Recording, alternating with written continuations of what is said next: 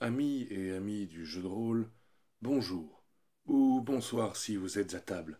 Aujourd'hui, dans Histoire au camp du D20, nous recevons quelqu'un que nous appellerons Julius. Julius, Julius a tué son prof à cause du jeu de rôle, Dans les Madame Martine Michounet. dans les commentaires, les gens m'appellent Julius, Gilus avec un seul L. Julius, ça revient énormément, je sais pas très bien pourquoi. Quoi qu'il en soit, Julius, ça fait un peu romain. Bonsoir à tous. émission un peu spéciale qui va être Bonjour. divisée un peu en deux parties, parce qu'on va combiner parler d'un jeu de rôle qu'on a fait et des conseils. Oui, c'est une émission à deux têtes, on va dire, Voilà. enfin deux têtes de con. On savait pas vraiment quoi faire aujourd'hui et on avait deux idées, et bien donc nous allons mâcher ces deux Mais idées. qui vont assez bien ensemble. Oui, c'est oui, c'est l'idée. vrai, c'est vrai, c'est vrai. Et d'abord, nous allons parler du jeu de rôle culte, pour lequel nous n'avons pas beaucoup d'anecdotes, c'est pour ça qu'on a décidé de le combiner avec autre chose. Culte avec un K. Voilà. Et ensuite, nous allons vous donner des conseils, dans la mesure du possible, sur comment gérer le malaise autour de votre table. Mhm. Ça peut vous arriver aussi si vous mettez Exactement. en scène des trucs pas nets. Exactement. Mais d'abord, commençons par Culte, Culte. qui est un jeu de rôle suédois, si je ne me trompe pas. Vraiment. Oui, oui, non, ça a été écrit par un Suédois. Enfin, vous me détromperez si je me gourre. Ce serait Mais- pas la première connerie qu'on dirait. Voilà, exactement. Mais d'abord, Et la bière du jour. alors on a deux bières. Là, on a une Waterloo et une Quintine. Tu veux laquelle? La Quintine, je la connais un peu par cœur, donc je veux bien la Waterloo. Et je veux bien aussi les capsuleurs. Merci. Ce moment intense. Et donc, Culte est un jeu de rôle qui est un jeu de rôle contemporain, qui a eu son petit succès au début des années 90. Ouais. Et qui est connu pour être le jeu de rôle qui était interdit aux moins de 16 ans. Tout à fait. Ce qui a fait vendre évidemment énormément d'exemplaires de ce jeu de rôle. C'est dans l'esprit, je dirais, de Hellraiser, un petit peu. Un peu, ouais. Hellraiser et le monde de Clive Barker, oui, je dis bien, et tout cet univers dans lequel il y a de la sorcellerie, de la magie noire mêlée à du sexe et de la violence et de l'ultra-gore. Mais c'est un jeu de rôle très sombre. Mm. Déjà, d'ailleurs, première caractéristique vraiment très importante du jeu de rôle, c'est quand vous créez un personnage, vous devez donner un sombre secret. Tous les personnages joueurs ont une histoire, il y a un truc de leur histoire qui est leur sombre secret qu'ils ne révèlent pas aux autres joueurs. Seul le maître de jeu et eux le savent. Je me souviens d'ailleurs que pour beaucoup de joueurs, alors Culte a été masterisé quand on était encore à l'école, on On était avait jeunes. entre 13 et 15 ans, quelque chose comme ça. Voilà, on était tout fiers d'avoir acheté le jeu de rôle interdit aux moins de 16 ans alors qu'on en avait 14. Et en même temps, mais On l'a pas très bien joué. voilà, c'est un jeu de rôle qui est assez mature dans les thèmes abordés, que ce soit le sexe ou la violence. Et évidemment, quand vous mettez ça entre les mains et D'adolescents débiles. dans l'imagination d'adolescents à moitié débiles, eh ben, ça donne des choses. Et les sombres secrets, je me souviens que c'était style, oui, j'ai vu mon papa baiser ma maman un soir en regardant par la porte. Alors que non, il faut évidemment trouver des trucs surnaturels et un petit peu enfin, Alors, fantaisistes, que qu'est-ce que diable. qu'est-ce que tu vas révéler sur Culte? Moi-même, en fait, j'en sais pas tellement parce que j'ai jamais lu le bouquin, c'est toi qui l'as lu, mais il n'y a pas une histoire que Dieu a disparu. Ah, mais en fait, l'histoire, le fait que Dieu est mort dans Culte, je vais dire, c'est plus anecdotique qu'autre chose. Disons simplement que le ciel et l'enfer, il y a eu il y a eu une réédition de Culte. Je crois qu'on a joué la première édition, il me semble. Oui, oui, oui, on a joué à la toute première édition, le bouquin Introuvable. Ça, c'est... Ouais, on aurait bien récupéré un. Que tu as donné à un de nos J'ai, joueurs, ouais. après Tu l'as avoir, échangé. après avoir maîtrisé Culte, à l'époque, ce livre, bon, bah, somme toute, c'est un livre de jeu de rôle comme les autres, et je l'ai échangé à un autre maître de jeu qui m'a donné en échange Mage. Mage qui est aujourd'hui réédité. Bravo d'ailleurs c'est Arkham Publishing. Ouais. Mais donc, et aujourd'hui, ce bouquin vaut une fortune parce qu'il est pratiquement introuvable. Donc, si vous avez le bouquin de Culte, la première édition française, vous pouvez me l'envoyer dans une petite Oui. boîte et je ferai une expertise et puis je vous renverrai les photocopies Et voilà, et on sera content. Voilà. Mais, et donc, oui, bah, Dieu est mort, et le ciel et la terre et le ciel et l'enfer qui se livraient une guerre un peu larvée. Là, en gros, tout est permis, parce que la tombe de Dieu au paradis, elle a été refermée, et il y a des gardes angéliques devant, et donc c'est parti pour la Skumun. Mais donc c'est quand même un univers où basiquement les humains, pour la plupart, ne savent vivre une vie normale. C'est pas Tout à fait. c'est un univers fantastique, mais où le Mais- fantastique est caché. Si vous voulez vous rendre compte de ce qu'est l'ambiance de culte, remettez-vous Hellraiser, allez, on va dire 1 et 2, parce qu'après c'est un petit peu plus bizarre. Constantine Continuez dans le Clive Barker, Nightbreed est très très bon, et est aussi très culte, enfin culte dans... Mais il n'y a pas le côté religieux de culte. Il n'y a pas le côté religieux, mais dans culte, il n'y a pas tout le temps un côté religieux. Il y a aussi un côté... le monde des ténèbres, mais en encore plus crado. Ouais. Voilà. Et il y a un côté karma. Je me souviens, donc, quand tu jouais un personnage, quand tu faisais des actions négatives, ton karma descendait, et quand tu faisais des actions positives, ton karma montait. Et plus tu t'éloignais de la neutralité, plus tu obtenais des pouvoirs démoniaques ou angéliques. Oui, c'était un truc que je trouvais assez intéressant dans les groupes de... Je pense pas qu'ils aient remis cette mécanique dans la réédition qui est arrivée il y a pas longtemps. Mais effectivement, un personnage pouvait vraiment prendre la voie de la rédemption et s'allier aux anges et faire ce que voulaient les anges et gagner des pouvoirs angéliques, ou alors, à l'inverse, évidemment, faire le mal, comme tout le monde a envie de faire. Tous les joueurs de jeux de rôle aiment bien faire. Dans bien mon entendu. souvenir, si j'avais 4 joueurs, il y en avait 3 qui voulaient faire les démons, et il y en avait un qui voulait devenir un ange, et puis à un moment, ils ont décidé de lui faire un sort, et ils l'ont buté. Moi, je me souviens, alors, c'est un jeu de rôle où moi j'ai un petit peu trollé à l'époque. C'est vrai. Parce que c'était un jeu de rôle que tu présentais comme étant super sérieux. Et j'ai créé parmi mes personnages les plus stupides et ridicules. En fait, j'ai créé 3 personnages dans Culte. Le premier, c'était un scientifique qui était basé sur le savant fou de Day of the Tentacles. Un petit... Mais le truc, c'est que... Moi, je vais donner ma position là-dessus. J'avais déjà masterisé Ravenloft, enfin j'avais masterisé Donjons et Dragons, j'avais masterisé Mage à l'époque. Et je voulais quelque chose de sérieux, un jeu de rôle d'ambiance. Je me disais, enfin, parce que j'étais en train de muer, hein, donc je parlais comme ça. Oui, évidemment. Je me disais, enfin, il est temps que je fasse des jeux de rôle dignes de ce nom. Et donc j'avais pris Culte en me disant, je vais pouvoir faire quelque chose qui va être véritablement un jeu de rôle atmosphérique et sombre. C'était sans compter mes joueurs Je qui ne le voyaient pas comme ça. comprends pas pourquoi je t'ai trollé comme ça, parce que Parce que ce tu es jeune personnage- et con. oui, c'est ça. Mais ce personnage, je l'ai vite abandonné et j'ai créé un deuxième personnage qui était un petit vieux maître chinois, mais genre un petit peu le maître de Shiryu dans les Chevaliers du Zodiac. T'as un petit peu joué tes personnages de Deadlands avant l'heure, en fait. Ouais, il y a un peu de ça. Dans le Culte. Mais vraiment de manière totalement immature, totalement irréfléchie, sans aucun concept. Et le truc, c'est que tout le monde Je me essayait... souviens qu'il se battait super bien, que je tuais des monstres au sabre. Tout le monde, je disais à tout le monde, vous trouvez un nom de personnage assez réaliste, vous lui faites un historique assez réaliste, vous voulez l'image de votre personnage, vous découpez une photo dans un magazine d'un acteur ou quoi que ce soit. Et Gilus, non, lui, il dessinait des personnages sortis des Looney Tunes. Ouais, c'était pratiquement ça. Et alors le troisième, j'ai essayé d'être beaucoup plus correct, et il était tout à fait jouable, celui-là.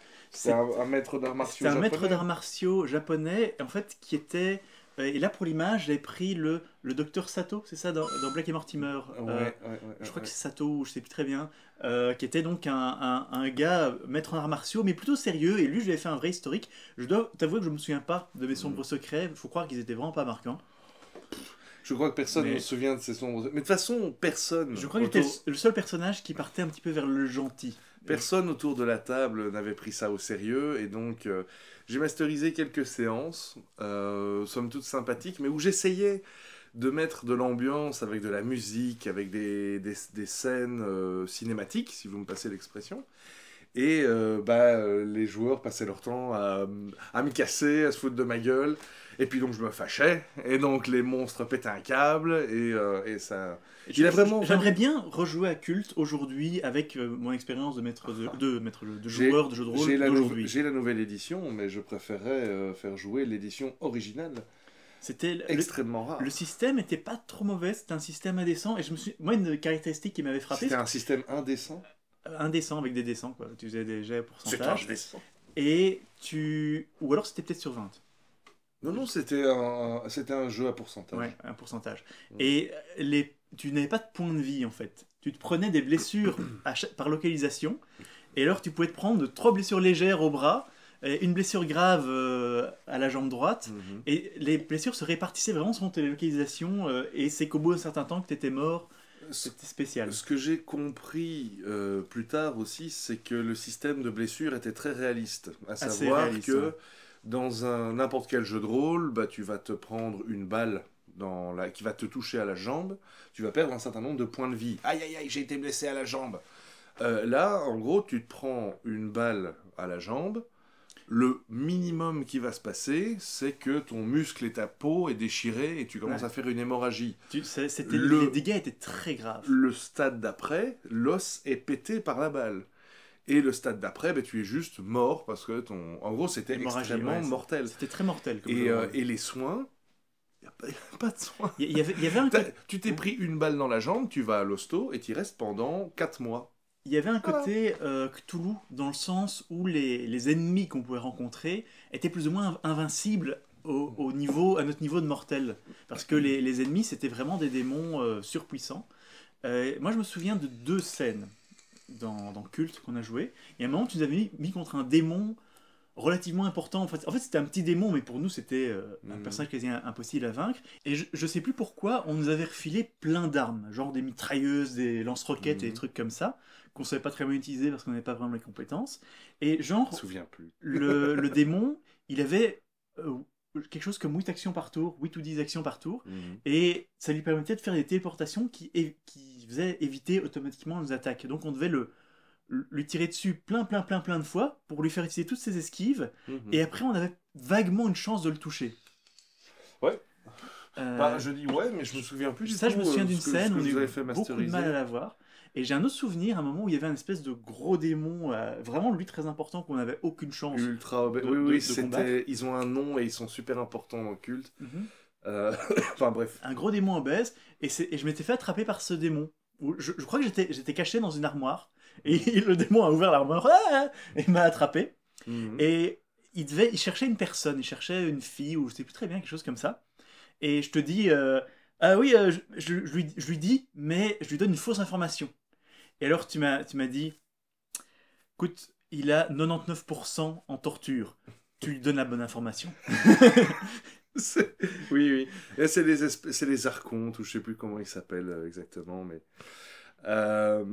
Non, j'ai quelques souvenirs de culte, qu'il y avait toute une aventure qui se passait dans un asile, et où c'était effectivement une aventure très subtile, où vous deviez essayer de choper... C'est pas là qu'il y avait des espèces de têtes à la The Thing, des espèces... Je me souviens d'un dessin ou d'un truc que vous avez montré. Des têtes à pattes. Des têtes à pattes, Oui. avec 2 yeux comme ça. Et c'est ça que j'ai combattu avec mon petit vieux. Non, non, Je l'ai c'était coupé un en 2. scénario... Je crois que je l'avais dessiné d'ailleurs. C'était un très chouette scénario où en fait, vous ne jouiez pas vos personnages, vous jouiez les vies antérieures de vos Ah oui, personnages. c'est très sympa ça. Parce qu'en fait, ben, je peux le révéler, je pense. Je vais un peu spoiler, mais on parle d'un scénario de jeu de rôle qui a maintenant, 20 ans.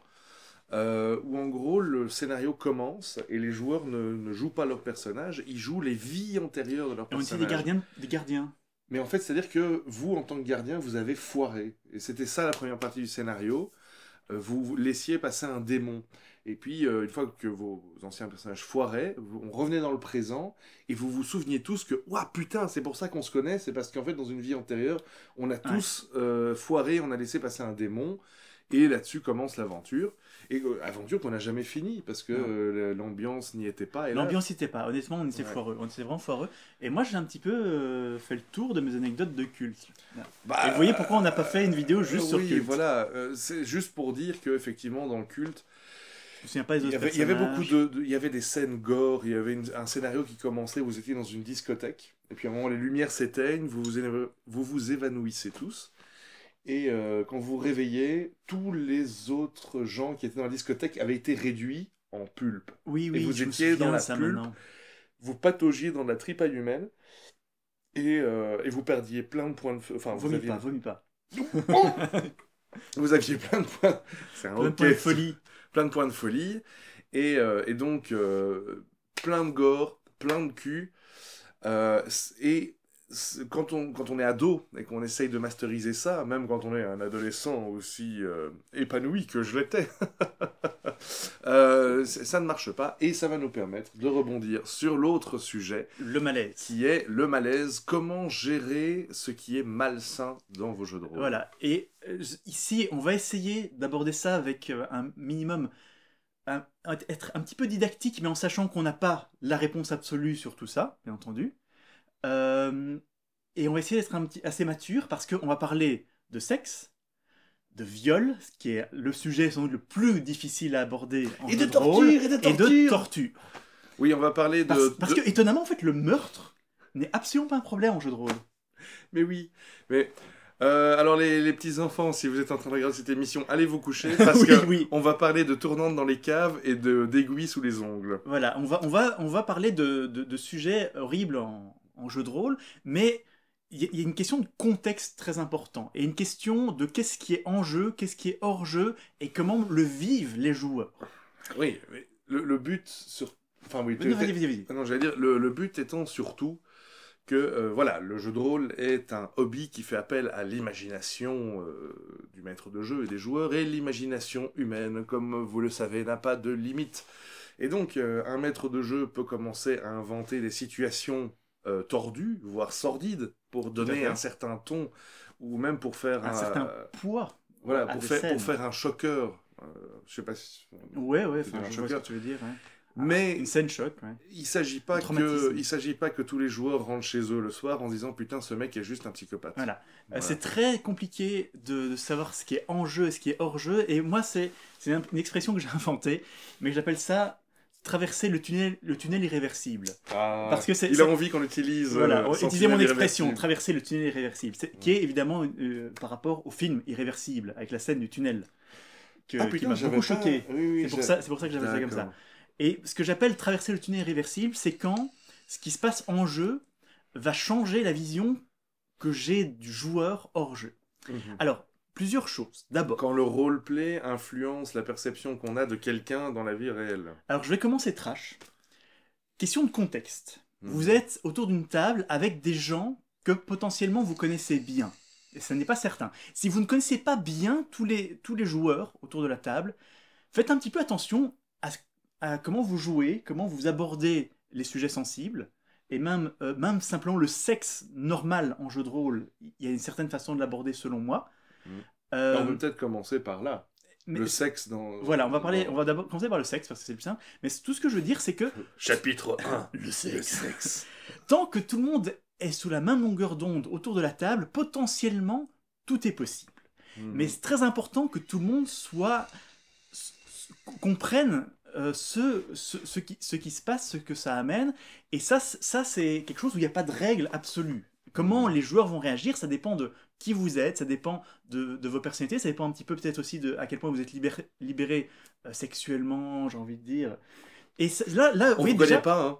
là déjà on sort du jeu en fait. On part un petit peu dans un contexte plus de relations sociales et de relations sociales. En fait, c'est comme faire certaines blagues. Il y a des blagues que tu peux faire avec des amis, Tout à fait, tout à fait. mais que tu peux pas faire avec des étrangers. Moi, je dirais simplement sur le sexe dans les Le jeux de sexe. rôle.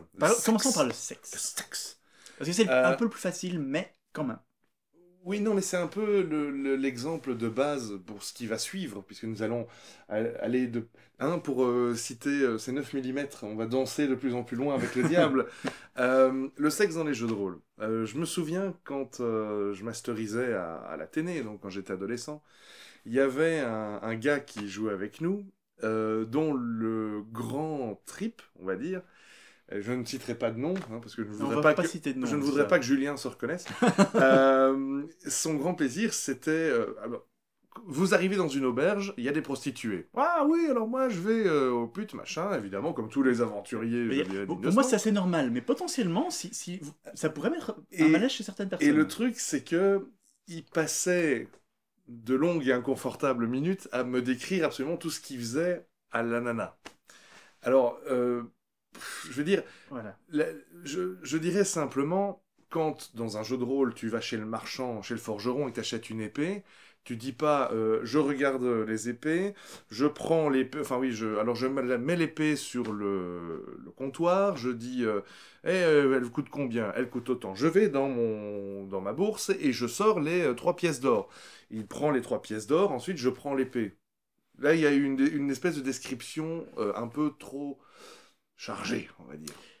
Mais Et tu vois, pour là où c'est le plus compliqué, c'est que dès qu'on parle de sexe, le maître de jeu est entre guillemets tous les PNJ avec lesquels il y a Oui, potentiellement mais du justement, sexe. voilà, ça... Ce qui est quand même un malaise.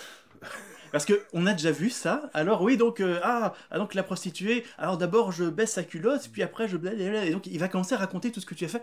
Ça va mettre et parfois ça peut prendre 10 minutes, un quart d'heure où il t'explique ce qu'il fait. Ça met un malaise Non, non, qui est hors du jeu. Il y a des joueurs qui prennent leur pied à faire ça. Enfin, en tout cas, allez, j'en ai pas Pour moi c'est malaise. Franchement, j'en ai pas rencontré beaucoup depuis, on va dire 20 ans. Mais voilà, ça peut juste être, et j'emmène la fille dans ma chambre pour crac boum hu. Voilà, paf pouf. Quitte après à dire, vous entendez des Voilà. bruits, des hurlements de jouissance. Pour mais moi, voilà. il faut avoir un côté un petit peu cinématographique. Un petit peu comme dans les films. C'est-à-dire que, alors donc vous rentrez dans la chambre. Mon jeu de et rôle là- n'est pas un porno. Voilà, exactement. Mais à nouveau, c'est une question de contexte. Si tous les joueurs sont OK avec ça et que ça les fait triper, pourquoi pas? Mais par exemple, on aurait tendance à penser que ce genre de scène de sexe ou autre chose mettrait plus un malaise avec les joueuses. Moi, je sais pas très bien. Je peux vous dire qu'autour de la table, la première personne qui va avoir un malaise, c'est moi. Avant nos joueuses habituelles, Mhm. c'est moi qui vais d'abord être là, mais putain, mais qu'est-ce qui se passe ici? Oui, c'est parce que t'es une petite nature. Exactement. Mais, Mais il faut prendre en non. contexte les joueurs. Le truc, c'est que notre groupe se connaît depuis tellement longtemps qu'on sait très bien quelles sont les On limites. connaît nos limites, exactement. Voilà. Quelles sont les limites sur les feintes, sur la déconne, etc., etc. Donc, comme disait Gilus tout à l'heure, spécialement quand vous masterisez ou que vous jouez avec des gens que vous ne connaissez pas, restreignez-vous un petit peu. Même Ne si, soyez pas un gros con. si au nom de... C'est ça que je veux dire. Oui, voilà, même si au nom de votre roleplay que vous pensez être très subtil, intelligent et mature, ou de votre perversité profonde qui est ancrée en vous, vous avez envie de dire des trucs, eh ben, restreignez-vous un petit peu. Il ne faut pas justifier quelque chose d'horrible que va faire un personnage et qui va mettre le malaise autour de la table, pas dans le jeu, mais autour de la table. Il ne faut pas le justifier en disant, ben, écoute, c'est mon personnage qui est comme ça. Dans Zombie, je me souviens qu'il y avait un joueur, que nous ne citerons pas, parce que j'ai pas envie de faire chier Rix, qui... rien de sexuel hein, entre deux, mais en gros, la dispute de vos deux personnages, au nom du roleplay, parce que chacun disait « je joue mon personnage », eh ben, la dispute est devenue tellement grave que ça a débordé en dehors du jeu de rôle et entre vous. En fait, entre Gilus et tout ça, c'est une question de contexte, parce que prenons un cas un peu semblable, mais en fait totalement différent. C'est entre Moustache et moi. On joue souvent des personnages très opposés, et si jamais vous connaissez l'une de mes anecdotes de jeu de rôle préférées de tout ce qu'on a vécu, c'est la dispute entre le baron et le prêtre dans Feddington. Si vous n'avez pas vu l'émission, regardez Feddington qui va se mettre là. Ouais, peut-être que je la remonte parce que le son est très mauvais. Mais il y avait un gros problème entre nos personnages. Mais ça n'est jamais sorti du jeu. Et voilà, pareil, Moustache a joué un personnage absolument ignoble, vraiment un pur monstre, mais il savait quand s'arrêter. Oui, voilà. Il savait où était la limite autour de la table, tout en sachant que dans le contexte de joueurs adultes expérimentés, nos limites étaient déjà assez larges. C'est juste que, bon, voilà, tout le monde doit être, évidemment, et on l'a déjà dit plein de fois, sur la même longueur d'onde pour ce genre de choses. Effectivement, si tu décides de jouer un espèce de Gilles de Rais, qui est un psychopathe qui aime bien découper des jouvencelles dans sa cave, ben, c'est très bien, tant que tout le monde... que personne se dise « Oh putain, ça j'aime vraiment pas ». Il y a un niveau où si jamais le joueur il prend vraiment énormément de plaisir et aime décrire en détail certains actes, ça me met mal à l'aise et ça traverse le tunnel irréversible et je vois cette personne différemment. Je vois le joueur différemment. Et il y a un joueur que je ne citerai pas, au début 2000, quand on faisait des jeux de rôle à Bruxelles, qui me mettait régulièrement mal à l'aise. Ah, ouais. Je vois, je vois. Et... Il sait qui il est. Mais parlons un petit peu de torture. Oui, j'allais dire chapitre. Chapitre 2, la torture. La torture. Ça, c'est quelque chose que je vois très souvent, des joueurs qui s'amusent qui ont beaucoup de plaisir à raconter comment ils torturent une personne. De nouveau, c'est un truc qui arrive très souvent. C'est malaisant. C'est quelque chose qui arrive très souvent dans les parties avec des nouveaux joueurs et des jeunes maîtres de jeu. Voire, c'est dans les conseils aux maîtres de jeu qu'on avait parlé de ça. Je ne sais plus. Enfin bref. À un moment, les joueurs vont se rendre compte de la liberté qu'ils ont en tant que personnage dans un jeu de rôle, en tant que personnage qui sont les seuls à contrôler dans une histoire. Et ça peut dérailler sur quelque chose que moi j'ai eu plein de fois dans mes jeux de rôle, à savoir scénario d'enquête. Il y a eu un meurtre. On sait que Pruffion, le vieux mec qui nettoie le sol dans le café, connaît des informations, mais il veut pas les révéler parce que il a peur de ce qui pourrait lui arriver. Et on rate nos jets de persuasion. Donc après avoir fait des jets de persuasion, le personnage de Gilus n'a pas réussi à convaincre le mec de lui parler. Après avoir fait des jets d'intimidation, le personnage de Intel n'a pas réussi à lui faire peur. Donc qu'est-ce qui reste ? On va le capturer, on va l'attacher à une chaise et on va le cuisiner. Et tous ceux qui ont fait des jeux de rôle savent très bien qu'il y en a toujours un qui a des points en torture. Et torture qui est une compétence qui est dans beaucoup de jeux de rôle. Mm-hmm. Et donc là, comment ça peut se passer ? Moi, personnellement, j'ai des souvenirs dans Deadlands, où vous avez passé à la moulinette un pauvre petit vieux qui, en plus, n'avait rien à voir avec votre enquête, et où ça durait, moi, ça prenait des plombs. J'ai mal pour les PNJ, honnêtement, voilà. ça me met mal à l'aise. Et où l'erreur que j'ai faite, en tant que maître de jeu, c'était de faire de cette scène de torture, puisque c'était une scène de torture, hein, à coup de gifle, à coup de on te casse les doigts pour faire parler un mec qui en plus ne savait rien, d'en faire une scène de roleplay. Donc à savoir, je jouais le mec qui était sur sa chaise en mode « Oh non, s'il vous plaît, me faites pas de mal !» Ça peut le faire pendant 5 minutes, mais il faut pas que ça dure 30 minutes. Parce que d'une part, j'en reviens à ce que je disais tout à l'heure, quand tu achètes une épée, bah, tu fais pas le roleplay entre toi et le marchand. Et en plus, oui, ça foutait quand même un froid autour de la table. Pour moi, voilà, on dit ici, on essaie de donner des conseils au maître de jeu. Et pour moi, le truc, c'est qu'à un moment, le maître de jeu, il doit couper. Il doit dire, voilà. Ok, j'ai compris, tu le tortures. Oui, j'ai compris, tu fais ton jet, et il se passe ça. Et il y a un moment, il faut pas faire trop de roleplay autour de ce genre de trucs, parce que moi, je trouve que c'est malaisant, tout simplement. J'ai déjà eu, je me souviens de joueurs, d'un scénario dont je vous parlerai une fois, qui était dans Ragnarok, pas le GN, mais le jeu de rôle tiré de Confrontation. En fait, j'avais créé un jeu de rôle tiré du jeu de figurines Confrontation Ragnarok. On a torturé des gens là-dedans ? Non, pas vous, mais j'avais fait à Namur avec d'autres joueurs. Et je me souviens, à un moment, j'avais fait une énorme campagne qui était très très chouette. Et à la fin, ils ont attrapé le grand chef, un petit peu des méchants, vivant. Mmh. Et ça a passé je sais pas combien de temps. Il me racontait, ah oui, on lui coupe les doigts un par un. Il y en a un, oui, moi je lui arrache les couilles, je lui mets dans la bouche. Là, je reprends mot pour mot ce qu'ils m'ont dit. Mmh. Et j'étais là, mais putain, allez, un petit peu de respect entre méchants, entre ennemis. Et maintenant, arrêtez de me raconter ça parce que je trouve ça dégueulasse. Et tu sais, voilà, visiblement, toi, ça t'a choqué. Moi, j'aurais réagi en disant, bon, bah oui, vous lui coupez les doigts, vous mettez les couilles dans la bouche, et il meurt, c'est fini, qu'est-ce que vous faites ? Faut pas non plus. Il y a un moment, voilà, il faut le maître jeu doit couper. Sur ce coup-là, c'était peut-être toi qui n'étais pas au diapason avec le reste de la table. Ouais, bah, je suis maître de jeu. En même temps, toute une table qui passe 1 heure à décrire comment il torture quelqu'un. C'est. Voilà, moi je trouve que voilà, il y a un moment où il faut se rendre compte que il faut pas extérioriser toutes ces pensées les plus dégueulasses. Ces frustrations les plus dégueulasses, surtout dans un jeu de rôle. En fait, ça nous amène un petit peu au 3e cas, qu'on n'a pas beaucoup à dire dessus, qui est le viol. Ça n'est jamais qu'une synthèse des deux autres. C'est exactement une synthèse des deux autres. Et Chapitre toi, le viol dans les jeux de rôle.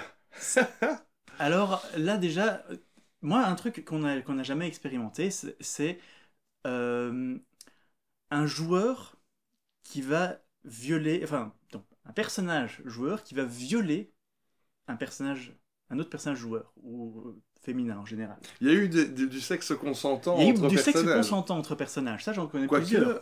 Si, si. Par exemple, dans Warhammer, toi et...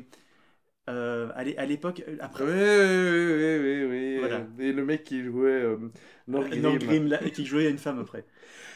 Et tu vois, c'est déjà... Oui, mais attends, ça c'était rigolo. Est-ce que Goromak qui saute sur la bûcheronne dans Warhammer, regardez l'émission Warhammer, le tout premier Histoire au coin des divins, si vous ne l'avez pas vu, est-ce que ça compte comme un viol? Il l'a pas violé. Non, il a juste rendu débile mental et il l'a chevauché comme une espèce de grosse dinde. Voilà, c'est différent. Mais ce que je veux dire, c'est que, par exemple, j'ai entendu un podcast récemment d'une joueuse de jeux de rôle qui parle des gralistes, qui sont donc les rôlistes gras, qui sont dégueulasses. Et à un moment, elle dit, oui, je compte plus le nombre de personnages que j'ai joués qui se sont fait violer par un autre joueur. Et là, je me suis dit, What the fuck? what the fuck? Mais là, tu m'en apprends une. Je peux pas imaginer ça autour de ma table. Un joueur qui va un peu punir une joueuse en violant son personnage. Ça, pour moi, c'est le méga malaise. Là, c'est la traversée en course libre du tunnel irréversible. Non, mais sans déconner, c'est un vrai truc? Ouais, c'est un vrai truc. Oh, allez. Et apparemment, il y a un côté un petit peu macho dans le milieu du jeu de rôle. Et il y a des gens qui sont des gros cons. Et ça peut arriver. Alors moi, je veux dire, nous deux, on a toujours joué autour de notre table. On va jamais jouer avec des étrangers. Et donc, on se rend peut-être pas très bien compte. T'aimes pas les étrangers, c'est ça? On va pas jouer avec des joueurs qu'on ne connaît pas. Et donc, on se rend peut-être pas forcément très bien compte de comment est le monde du jeu de rôle en dehors de nos tables. Je dois l'avouer. C'est pas faux. Et moi, personnellement, j'ai du mal à imaginer ce genre de situation. Un truc aussi scandaleux, Ouais. où que ce soit, à quelque table que ce soit que je... Là, c'est le malaise. Non, mais c'est pas dégueulasse. le malaise, c'est tu dégages. Enfin, Ouais. je veux dire, Ouais. moi, un truc comme ça, jamais j'ai connu, j'avais même jamais entendu parler. Et là, on commence à Au rentrer sein d'un Tu- club ou au sein d'une table Alors, de jeu François, de rôle? est-ce que tu connais Fatal?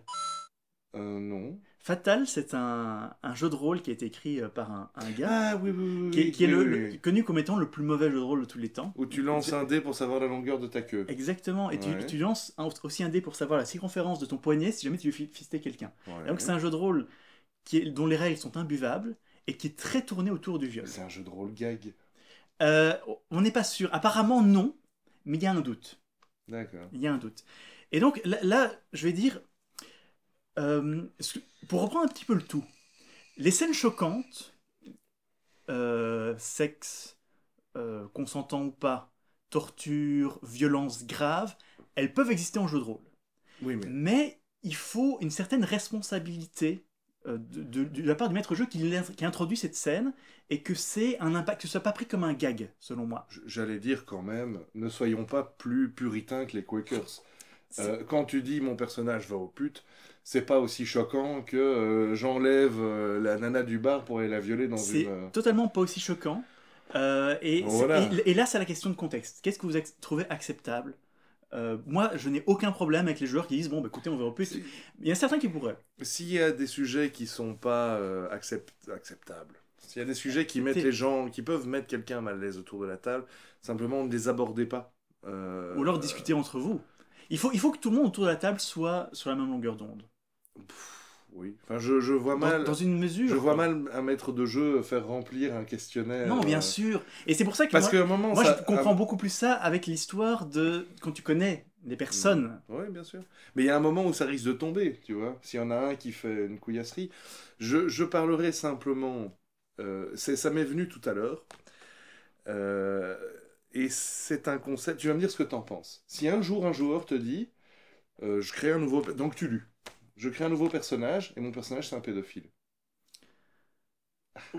Comment tu réagis? Je sais pas. Moi je dirais tout simplement non. Mais t'as raison, ouais. Il y a des choses qu'il faut pas amener dans une partie qui est censée être quelque chose de ludique. Je veux dire, à la base, on fait des jeux de rôle pour se sortir de ce, Du monde réel. de ce monde de merde. de ce Hein. monde de merde. Donc voilà, inutile d'en rajouter une couche. Et voilà, à part dire que ça dépend de la sensibilité de chacun et que vous devez un peu connaître les limites de tout le monde autour de votre table. Et si vous êtes dans un club où c'est des gens que vous ne connaissez pas, Je gardez dirais, tout ça soft. voilà. Commencez Même allez-y si pour doucement. moi, le gore c'est sympathique. Le gore, c'est pris le de gore ce est pied. beaucoup plus facile que tout ce Voilà. qui touche au sexe. Tout le monde est content quand tu lui dis, tu enfonces ton épée dans la gorge du gobelin et tu lui fais sauter la tête comme un C'est bouchon vrai. de champagne. C'est vrai. Voilà. C'est vrai. Mais donc, voilà, c'est une question de contexte, c'est une question de qu'est-ce qui est abordable et de ne pas vraiment porter de jugement aussi. Alors, je parlais d'amener des scènes choc. Parfois, pour moi, ça peut être intéressant pour un maître de jeu d'amener une scène choc exprès parce qu'il voulait apporter une émotion aux joueurs. Et donc là, il faut l'amener avec maturité. Il faut y penser. Ça peut être n'importe quoi, des choses dont on a parlé. Et là, je vais spoiler une scène choc que j'avais prévue pour Donjons et Dragons. Vu que Donjons et Dragons, les dernières fois Je le découvre avec Voilà. vous, les amis. les dernières choses que vous savez sur Donjons et Dragons, c'est plus ou moins la fin de ce qu'on a joué depuis des années. Donc on n'a pas vraiment plus d'histoires à raconter parce qu'on est passé à d'autres jeux de rôle. Et il y a une chose que j'avais prévue qui ne se fera probablement jamais, donc je vais la spoiler ici. Vous aviez dans Donjons et Dragons deux éléments que j'avais mis en place. De un, le méchant que vous combattiez, je l'appelais le chaisier, qui est un concept que j'ai volé à un roman de Ian M. Banks. Avec le méchant, le truc c'est qu'il enlevait les gens, il les tuait, et avec la peau et les os, Il fabriquait il des fabriquait chaises. une chaise et il renvoyait cette chaise chez les amis de la personne qui l'a tué. Premier élément. Deuxième élément, j'avais fait très attention à ce que vous vous attachiez à votre serveuse qui était tatouée partout. C'est vrai, c'est vrai, c'est vrai. J'ai fait très attention à ce que vous attachiez à ce personnage, je lui avais donné une voix, une personnalité, et la caractéristique de ce personnage, c'était qu'elle était tatouée. Et donc vous deviez un jour rentrer chez vous et trouver une chaise en cuir tatouée. Merde. Ah bah oui, ça aurait été... Et donc c'était un truc que j'avais préparé sur 10 séances.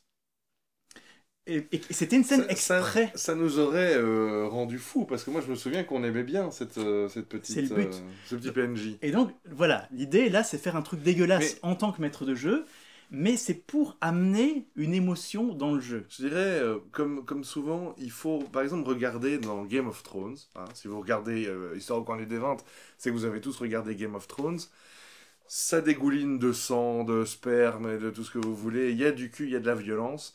Mais le cul et la violence servent l'histoire un Oui, petit peu. Ils sont tout à fait. rarement gratuits, même si c'est juste pour dénoncer un scandale sexuel entre deux personnages ou un attachement entre deux personnages.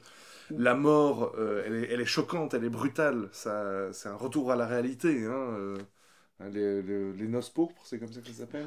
Oui. Voilà. Hein. Et donc, voilà, mais moi je n'ai pas énormément de choses Je crois en qu'on a plus bien fait à un dire. tour. Comme on disait, moi j'ai essayé d'amener quelques conseils, mais ça dépend vraiment de vous-même, de vos joueurs. Mon plus gros conseil, c'est quand vous êtes, que ce soit un joueur ou un maître de jeu, soyez pas un gros dégueulasse. Pensez un petit peu aux autres joueurs. Ça c'est très important. Si jamais vous avez un problème avec un joueur, ne vous vengez pas, que ce soit par violence ou par d'autres voies. Violence sur le joueur en lui fracassant la tête. Mais ne vous vengez pas en jeu. Parce que là, c'est quelque chose d'extérieur au jeu qui rentre. Ça, c'est quelque chose qu'on a déjà abordé. C'est quelque chose d'extérieur au jeu qui rentre dans le jeu.